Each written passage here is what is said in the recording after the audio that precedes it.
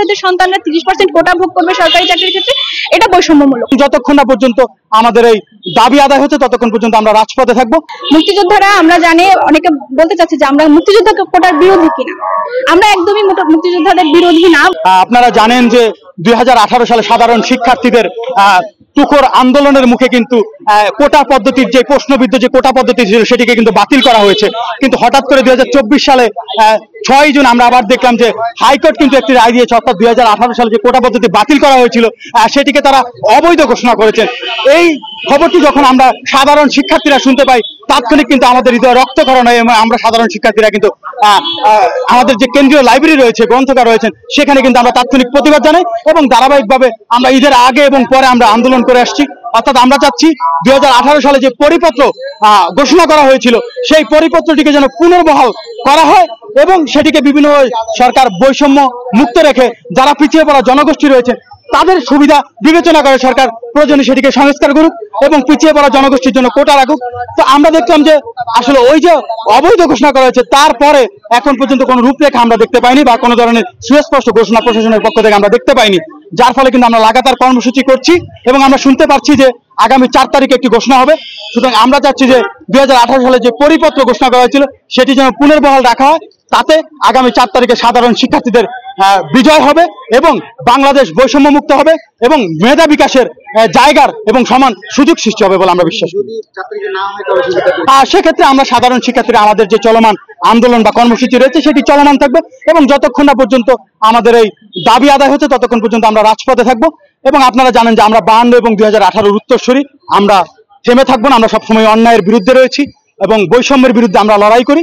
সুতরাং সেই অগ্রযাত্রা আমাদের চলমান থাকে। 2018 সালে একটা পরিপত্র জারি করা হয়েছিল, কিন্তু আমরা দেখছি যে 2024 সালে এসে এটা আবার পুনরায় আগের মতো যেখানে 56% কোটা ধরা হচ্ছে। তো এই বিশাল একটা 1% জনগোষ্ঠীর জন্য 56% কোটা, এটা আসলে স্বাধীন বাংলাদেশে এটা মেনে নেওয়া কোনো ছাত্র সমাজ, শুধু ছাত্র সমাজ না, এটা আমার মনে হয় না যে কোনো বিবেকবান মানুষ এটা মনে করবেন যে 1%-এর জন্য 56% কোটা থাকতে পারে। এটা একটা স্বাধীন জাতির জন্য আসলে লজ্জার। মুক্তিযোদ্ধারা, আমরা জানি অনেকে বলতে চাচ্ছে যে আমরা মুক্তিযোদ্ধা কোটার বিরোধী কিনা, আমরা একদমই মুক্তিযোদ্ধাদের বিরোধী না। মুক্তিযোদ্ধারা দেশের সূর্য সন্তান, তারা দেশ স্বাধীন না করলে আজকে আমাদের এখানে বসে আমরা এত স্বাধীন থাকতে পারতাম না।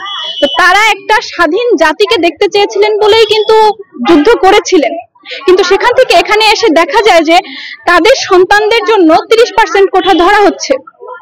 কিন্তু এটা অনেকটা বৈষম্যমূলক। কেন বৈষম্যমূলক? আমরা মনে করি যে মুক্তিযোদ্ধারা তাদের উত্তরসূরিরা একটা বিশেষ সুবিধা ভোগ করবে এর জন্য দেশ স্বাধীন করে নাই।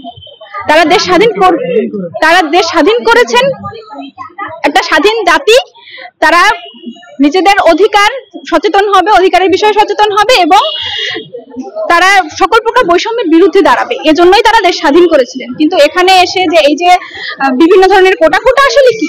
কোটা একটা বিশেষ সুবিধা। এখন এই বিশেষ সুবিধাটা কারা পেতে পারে? যারা বিশেষ চাহিদা সম্পন্ন। এখন আমরা মুক্তিযোদ্ধাদের বা তাদের সন্তানদের, তাদের বংশ পরম্পরা যারা আসবে তাদেরকে বিশেষ চাহিদা সম্পন্ন মনে করছি না বিধায় এই কোটাটার আমরা চাচ্ছি না যে 30% কোটা তাদের থাকুক। তাদের যদি সন্তানরা অসুবিধায় কেউ থাকে তাদের জন্য সরকারের পক্ষ থেকে একটা ব্যবস্থা নেওয়া হোক, তাদেরকে ঢাকার মতো জায়গায় তাদেরকে প্লট দেওয়া যেতে পারে যেটা তারা বংশ পরম্পরায় ভোগ করবে। কিন্তু তাদের সন্তানদের জন্য এই যে চাকরির ক্ষেত্রে একটা বৈষম্য তৈরি করা, যে মুক্তিযোদ্ধাদের সন্তানরা 30% কোটা ভোগ করবে সরকারি চাকরির ক্ষেত্রে, এটা বৈষম্যমূলক, আমরা এটা মনে করছি। আর বঙ্গবন্ধুর বাংলায় এটা আসলে হতে পারে না। বঙ্গবন্ধু এই জন্য দেশ স্বাধীন করে নাই। আমার মনে হয় যে উনি যদি থাকতেন, উনি আসলে এই মুক্তিযোদ্ধাদের যারা চাচ্ছে আর কি 30% কোটা, মুক্তিযোদ্ধারা চাচ্ছেন না, তাদের নাতি নাতনিরা যারাই চাচ্ছেন তাদের ব্যাপারে বঙ্গবন্ধু আসলে লজ্জা পেতেন। আর একই ক্ষেত্রে বলবো যে এই যে আমাদের দেশনেত্রী শেখ হাসিনা, তিনি আমাদের কি শেখাচ্ছেন? তিনি নোবেলের জন্য আবেদন করেননি। তিনি বলছেন যে আমি বঙ্গবন্ধুর সন্তান, আমি শেখ মুজিবের সন্তান, আমার তো আর কোনো পরিচয় দরকার নাই। তো আমরা মনে করি যে মুক্তিযোদ্ধাদের ক্ষেত্রে তাদের সন্তানদের আমি মুক্তিযোদ্ধার সন্তান এই পরিচয়টাই তাদের জন্য অনেক বেশি জরুরি, এটাই তাদের জন্য অনেক বেশি গর্বের। কিন্তু একজন মুক্তিযোদ্ধার সন্তান হিসেবে আমি একটা বিশেষ সুবিধা রাষ্ট্র থেকে ভোগ করছি, এটা তাদের জন্য আমার মনে হয় লজ্জার হওয়ার কথা। তো এই জায়গা থেকে আমরা এই কোটাগুলো চাচ্ছি যে কোটা সংস্কার হোক, একেবারেই বাদ হোক এরকম ব্যাপার না।